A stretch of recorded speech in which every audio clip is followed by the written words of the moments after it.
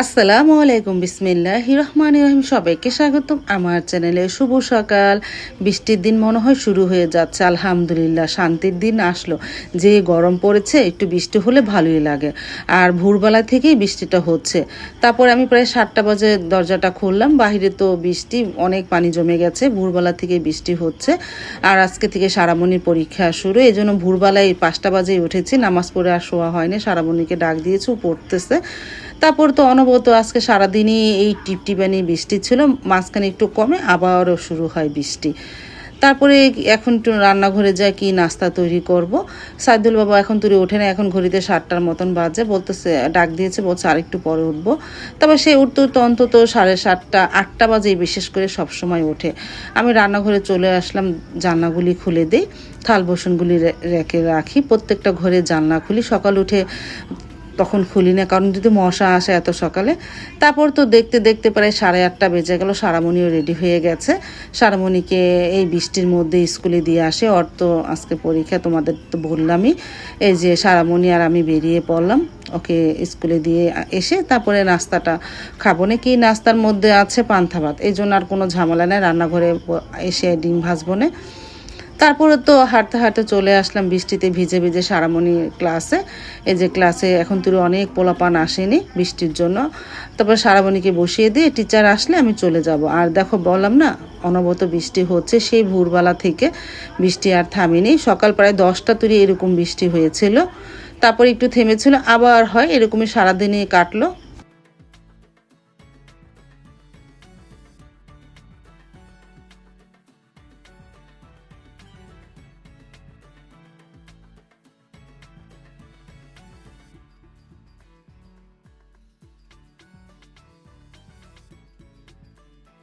তারপর তো 9টা থেকে সারামণির পরীক্ষা শুরু, প্রায় 9টার 5-এ আবার একটু আসলাম সারামণিকে দেখতে। দেখি ক্লাসে টিচার চলে এসেছে, খাতা দিয়ে দিয়েছে।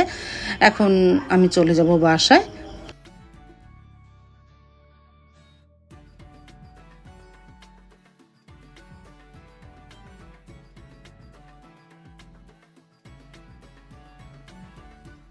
বাসায় আসার পরে এই যে ডিম ভেজে নিতেছি, যেহেতু পান্তা ভাত গতকালকের ভাত রয়ে গেছিলো। সাইদুল্লাহ বলতেছে পান্তা করে রাখো, গরমে ভালোই লাগবে না খেতে। কিন্তু সকাল থেকে তো একটু ঠান্ডা ঠান্ডা বৃষ্টি।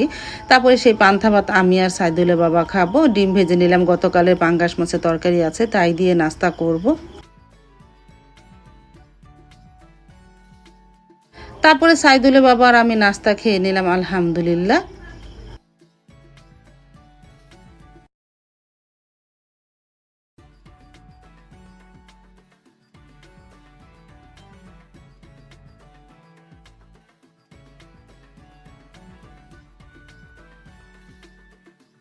তারপরে বললাম না একটু বৃষ্টি কমেছে হালকা 10টার দিকে।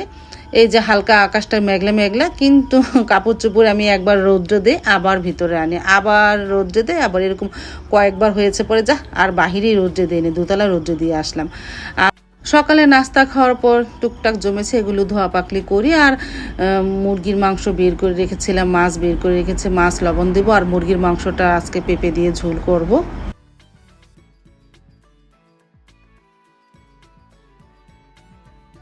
তারপরে তো আমি ঘর ঝাড়ু দিয়ে নিয়েছি, সব কিছু গুছিয়ে।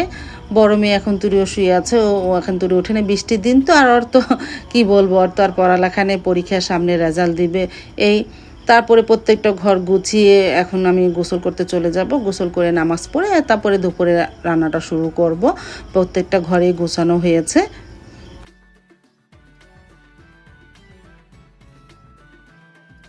এই যে আবারও বৃষ্টি, আমার কাছে অনেক ভালো লাগতেছে। বৃষ্টি পড়ে, সারাদিন বৃষ্টি পড়লে ভালোই লাগবে। আমার গরম ভালো লাগে না, বৃষ্টির দিন আর শীতের দিনটাই আমার কাছে বেশি ভালো লাগে। তারপর তো প্রায় 12:30 বাজে চলে আসলাম রান্নাঘরে, পেঁয়াজ ভেজে নিতেছি, ভাত বসিয়ে দিয়েছি, মুরগির গোস্ত পেঁপে দিয়ে ঝোল করব। সব কিছু গুছিয়ে রেখে তারপর তো গোসল করতে না নামাজ পড়ে চলে আসলাম। পেঁপে আলু কেটে রেখেছি, আস্তে আস্তে তাহলে রান্নাটা করি। আর এদিকে বেগুন ভাজবো, গরম গরম বেগুন ভাজা আমার কাছে অনেক ভাল লাগে।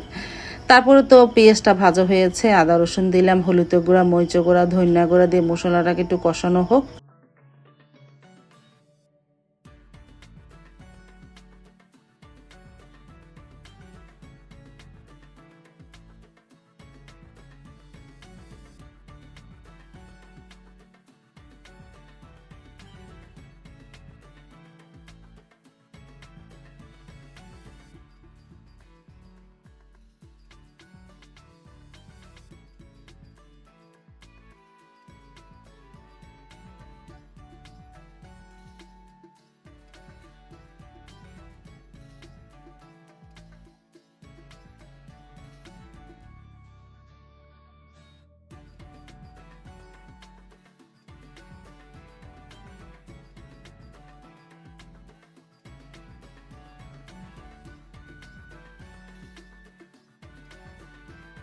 সব ময় মশলা দেওয়া হয়ে গেল। এখন ভালোভাবে মশলাটাকে কষিয়ে নিই।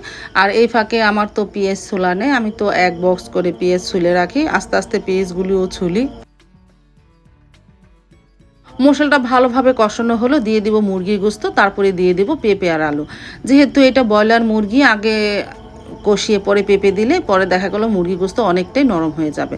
পেঁপে আর আলু আর মুরগি গোস্ত একসাথে মশলার মধ্যে কষিয়ে নিই, এতে ভালো হবে। কারণ পেঁপের কারণে কোনো মাংস অনেকটাই নরম হয়। এই জন্য মনে করলাম যেহেতু এটা দেশি মুরগি না ব্রয়লার মুরগি, একসাথে কষালে ভালো হবে। তারপরে একসাথে আস্তে আস্তে কষিয়ে নিলাম।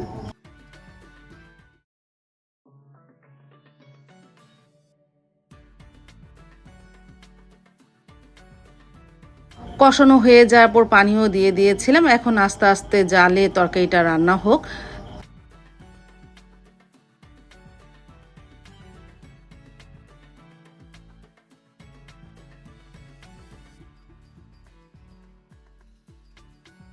তারপরে তো দুপুরের রান্নাটা প্রায় কমপ্লিট হয়ে গেল। পেঁপে দিয়ে মুরগির গোস্ত ঝোল, ভাত আর গরম গরম বেগুন ভাজা। কিছু ভাজা হয়েছে আর কিছু এই যে আস্তে আস্তে ভাজতেছি।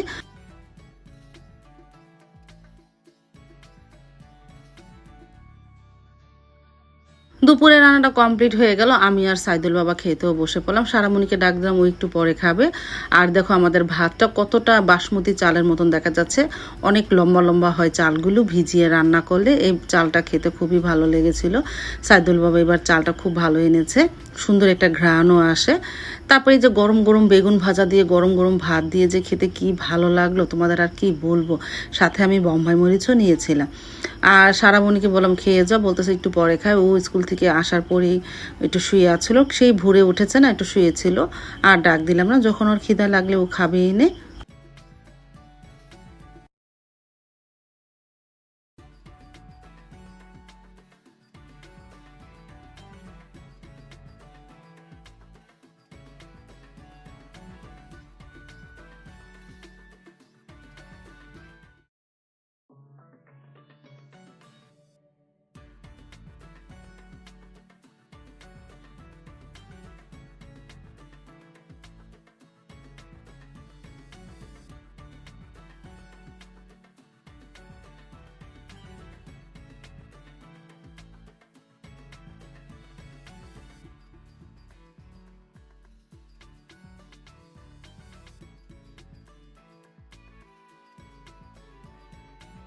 দুপুরে খাওয়া দাওয়া করে একটু রেস্ট নিয়েছিলাম। আর বাহিরে তো মেঘ সেজে বৃষ্টি নামা শুরু করলো, অনেকটাই অন্ধকার হয়ে। আর এদিকে সাইদুলের বাবাও আরামে ঘুমাচ্ছে, বৃষ্টির মধ্যে আরামের ঘুম। আমার কাছে বৃষ্টির দিনটা ভালোই লাগে। তোমাদের কার কার কাছে বৃষ্টির দিন ভালো লাগে আমাকে অবশ্যই জানাবা।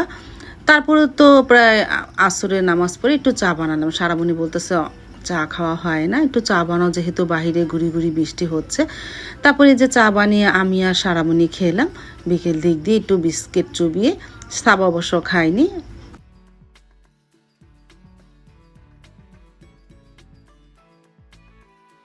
আর দেখো বিড়াল ছানা বসে আছে, ওকে বিস্কিট দিয়েছি কিন্তু বাহিরে, ওই যে ওই বিড়াল ছানাটা খাচ্ছে, ও খেলো না।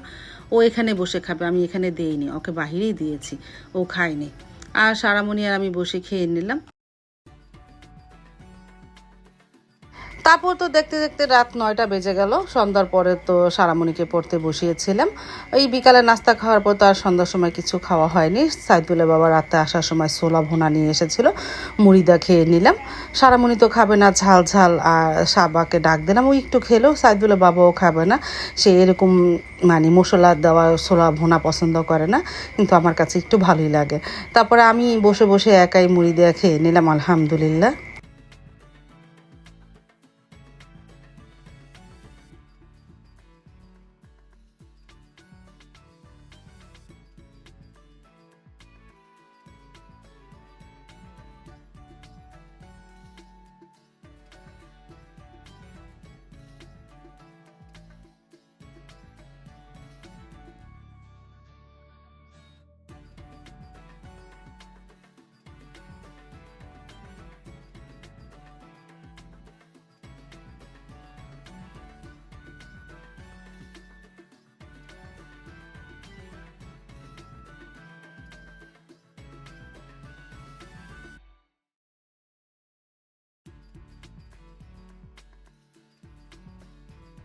আমি তো বসে বসে ছোলা ভুনা খাচ্ছি মুড়ি দিয়ে, আর এদিকে সাইদুল্লাহ বাবাও রাতের খাবার খেয়ে নিল।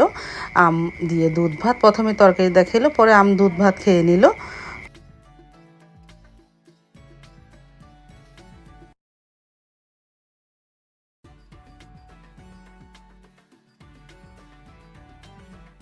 আজ তাহলে এই পর্যন্ত, দেখা হবে আগামীকালকে নতুন আরেকটা ব্লগ নিয়ে। আল্লাহ হাফিজ, আসসালামু আলাইকুম।